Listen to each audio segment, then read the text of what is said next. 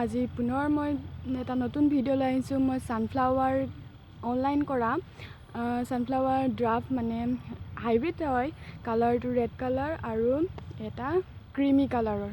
সেইটো পচাইছিলোঁ, এতিয়া বৰ্তমান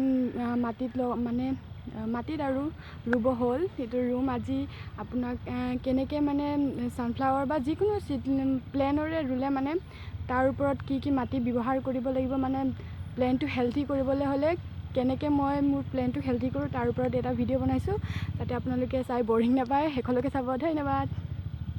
আৰু এয়া মোৰ সানফ্লাৱাৰ পুলি, এইকেইটা 1 উইক বেছি হ'ল, 2 উইক হোৱা নাই বাৰু, 1 উইক বেছি হ'ল। সেইকাৰণে এতিয়া নতুনকৈ মাটিত লগাই লৈছোঁ, যাতে ইহঁতৰ কষ্ট নহয় বাহাত।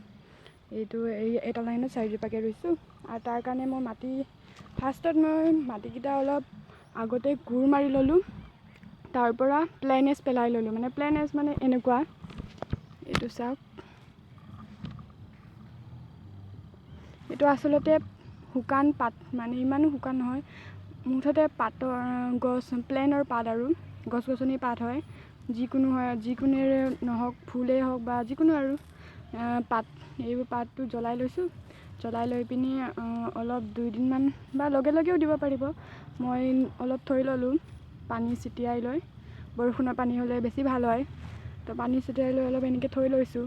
থৈ লৈ পিনি এতিয়া প্ৰত্যেকটোত হেৰিতে মই পুলি য'ত গাঢ়িছোঁ সেই পুলিটো মাটিটোৰ লগত মিক্স কৰি পিনে ৰুই দিছোঁ, যাতে মানে প্লেনটো কোনো ধৰণৰ ইনফেকশ্যন নহয়। মানে ইনফেকশ্যন মানে কি, হেল্থি বুলি কয় আৰু এইটো লগালে মাটিও হেল্থি হয় বুলি কয়, মানে প্লেনটোৰ কাৰণে আৰু উপযুক্ত সেইবোৰ কি কয়, কি বুলি ক'ম, মানে ইহঁতৰ কাৰণে আহাৰ বুলিব পাৰি আৰু ভাল আহাৰ পায়।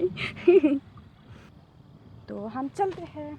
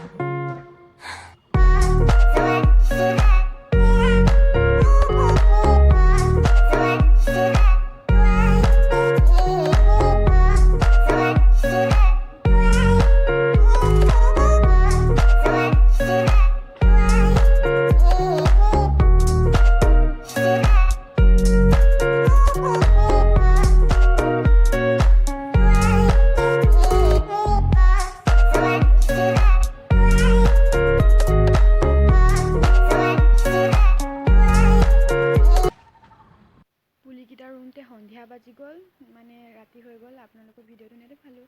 এতিয়া শেষ হোৱাৰ পানী দিয়াৰ পাছত বৰ্তমান এইটো এনেকুৱা অৱস্থা। চাওক, এয়া ইমান মৰম লগা। এয়া আৰু এজোপা ৰাতি আন্ধাৰ কাৰণে দেখি নাপায়, মানে সৰুকৈ দৰা ছিষ্টেমত ৰুইছোঁ। এইডৰা ৰুলোঁ আৰু এইডৰা কাইলৈ ৰুম, বাকী থাকি গ'ল, মানে এগাল মানে থাকি গ'ল। এয়া চাওক, আধাও যোৱা নাই। ইয়াৰ এফালৰ ছাইডটোত ক্ৰীম কালাৰৰ, মানে দুটা কালাৰৰ একেটা জেগাতে লগাইছোঁ, আৰু এইফালৰটোত ৰেড কালাৰ। তো তাতে ড্ৰাফট মানে এনেকা হয় গছজোপা, মানে ছানফ্লাৱাৰটো ইমান ওখ হ'ব আৰু সেইটো চাওক। আগতে এইটো লগাই থোৱা উইণ্টাৰ ছিজন ফ্লাৱাৰ লগতে লগাইছিলোঁ। এইটো ছামাৰৰ কাৰণে লগাই ল'লোঁ। ছামাৰত ফুলি